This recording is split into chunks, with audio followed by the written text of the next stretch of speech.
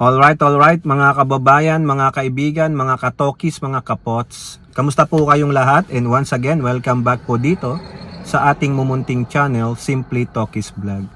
Muli tayo'y magbibigay ng maiksing komento, opinion at reaksyon sa mga mainit na usaping pang-politika sa ating bansa. Pag-usapan natin mga kababayan, eto pong si Congressman Meow Meow. Meron na naman po siyang banat doon sa ultra-bilyonaryong nagdemanda sa kanya ng cyber libel, 2 counts of cyber libel, dyan po sa Makati Regional Branch na nagkakahalaga ng 100 million pesos ang danyos. No? Walang iba ng ultra-bilyonaryo na yan na si Enrique Razon. Talagang bilyonaryo naman yan. No? Kasi pinaratangan po siya ni Congressman Meow Meow na siya daw po ang pinaka-mastermind dyan po sa mga bayaran, sa mga suhulan dyan sa Kongreso. Ang problema, hindi naman sinabi ni Meow Meow yan sa kanyang privilege speech, so wala siyang protection.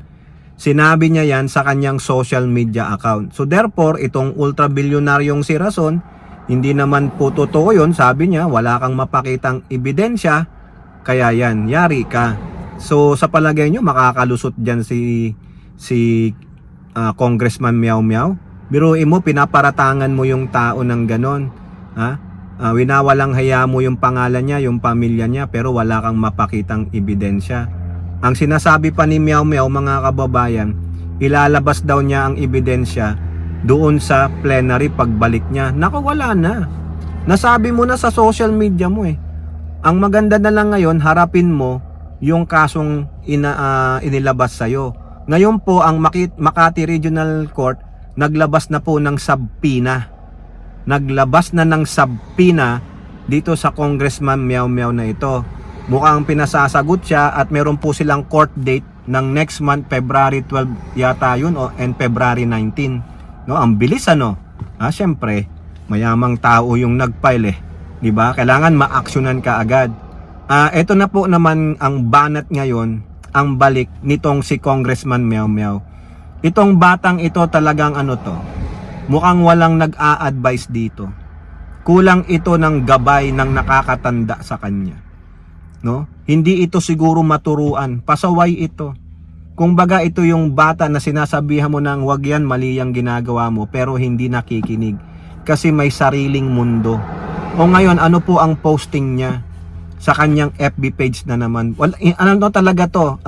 Wala na to. I think this is already a lose-lose situation. No? Biruin nyo, sasabihin niya, ultra-bilyonaryo ka na, Razon. Pero, nang hihingi ka pa rin ng 100 million. Ito yung classic example ng greed o yung ganid ng naaayon na susulat sa Biblia. Ay, grabe naman yan. So tinuturing niya yung bayad danyo sa nakalagay doon sa ikinaso sa kanya ni Enrique Razon na 100 million ay kagahaman. Ayun po yung na-assess eh. Base sa mga lawyer ni Enrique Razon, ayun yung nakuha nilang assessment value sa katarantaduhan mo. Hindi yan sinabi lang na gusto ko 100 million. Hindi po eh. May assessment po yan, dinaan po yan sa pag-aaral, gaano kasibir yung ginawa mo, yung bayad danyo sa laki ng pinsalang ginawa mo. At wag mong idama yung Biblia dyan. Sa bagay, even the devil can quote the Bible. Hindi mo nga kinot kung saan sa Biblia mo nakuha yung greed eh. Diba? Anong passage sa Bible? Anong aklat? Anong kapitulo at bersikulo? Wala po eh. Gamit-gamit ka. Ang ginagawa nitong si Barsaga, parang nagpapaawa effect. Kumukuha ng simpatya. Tanga na lang ang makikisimpatya sa'yo. Siguro mga walang utak na DDS at mga bobong DDS. Malinaw po mga kababayan na mukhang titindig yung kaso laban sa kanya dahil wala siyang may papakitang ebidensya dito. Hindi sa babrasuhin ng korte yan o whatever dahil mayaman si Razon. Hindi. Sa palagay mo ba, Kiko Barsaga, hindi ka papailan ng kasong cyber libel ni Razon kung totoo naman yon?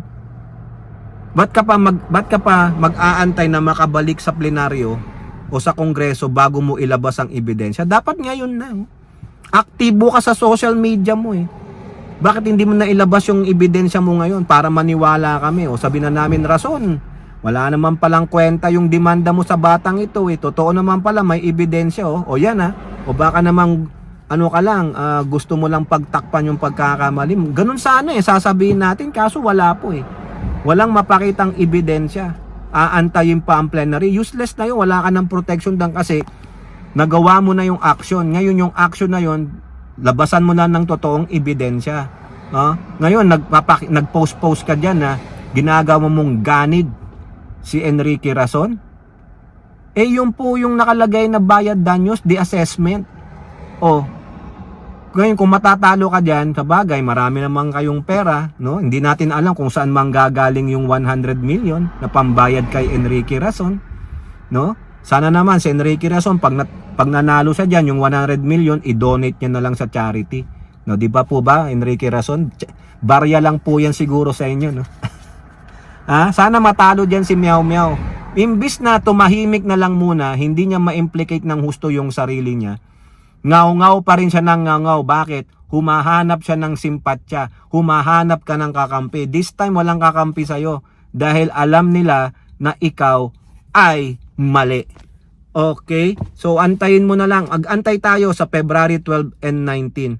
Sabi nga ni NUP chairman Representative Ronaldo Puno na naririnig niya na gusto nang mag-resign bilang congressman ni Meow Meow. Ay madaliin nyo naman.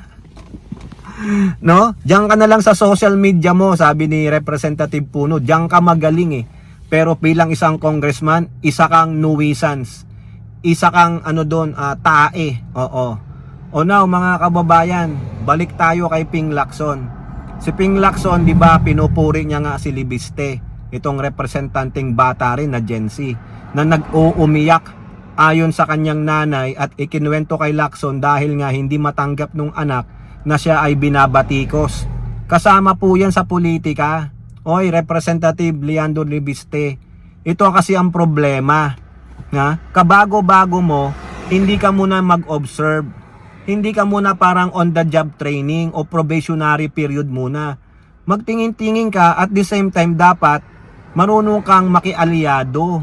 Hindi, ang ginagawa mo, you're burning all the bridges. O di ba ganyan kayo eh. Kasama mo si Kiko Barsaga, akala nyo you can stand all by yourself. Hindi po. Ano ang advice sa'yo ni Lacson? Huwag pabara-bara. Huwag kang magmamadali. Ilimit mo muna ang airtime mo. Hindi. Wala ba nagturo sa'yo niyan? Yung nanay mo, ang tagal-tagal ng politician, hindi ba sinabi sa'yo yan? Magmasid ka muna. Parang sa trabaho, bagong hire ka. Sa kumpanya, 'di ba may policy na okay, ka muna, training ka muna, probationary tayo, 30 days, 60 days, 90 days. O sa iba naman mahigit 1 taon para ma-acclimate ka doon sa bagong mong environment, sa bagong mong trabaho. How do you go along with your mga peers, yung mga katrabaho mo? Ano sa trabaho mo gagawin mo? Hindi, ikaw sumaba ka kaagad dahil sa kayabangan mo. Gusto mo kaagad magpasikat, gusto mo magkaroon kaagad ng pangalan. Hindi po eh. Kung si Sandro Marcos nga nag-OJT sa opisina ng kanyang tuyuhin for 2 years, tapos ikaw, hindi ka naman, wala kang gaanong experience sa politika, sumabak ka, tapos bigla kang nag-anti-corruption, gusto mo ikaw ang anti-corruption king? Hindi ganon. Sabi nga ni Lacson, ay experience yan nung bago ako nung panahon ni Gloria. Marami ring bumatiko sa akin. Kasama ang pagbabatikos, lalong-lalo na't maingay ka. At ayun naman pala, parang meron kang gustong pagtakpan. O, di ba may motibo ka sa pag-iingay mo para magkaroon ng deflection yung problema mo sa yung solar energy. O ngayon nga yung arrears mo, no? Yung tax mo sa gobyerno, magkano yun? 42 billion o 24 billion? Hinihingi nga sa'yo O yung ilang mga prangkisa ng iyong mga solar energy, kanselado na. Dapat kasi muna nag-observe. You acclimate yourself doon sa lugar. Makialyansa ka.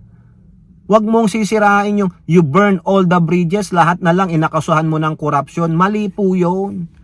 Dapat nag-obserba ka muna, mahaba naman ang termino mo, 3 years. O tapos kung maganda performance mo, seek ka ng re-election, 3 terms. Hindi ka makapag-antay. O di ba? Kasi bakit? Baka may pinagtatakpan nga. O ang sabi ni Lacson, huwag kang pabara-bara. Huwag kang yung salpak na lang ng salpak. Huwag kang nagmamadali. Ha? Aralin mabuti yung mga decision mo, yung mga plano mo. Hindi ang bihira. O ayan, umiiyak-iyak ka dahil nababatikos ka, di ba? O kasi bara-bara ka eh. Sumalpak ka eh. Hindi ka nagpasintabi, basta pinalpak mo na lang yung sarili mo eh. O, edi para kang bastos doon. Di ba? Huwag pa bara-bara. Hindi ganon. Okay, kayo po, ano pong inyong masasabi? Comment down below and don't forget to like and share. Hope to see you on next videos. Bye-bye. God bless.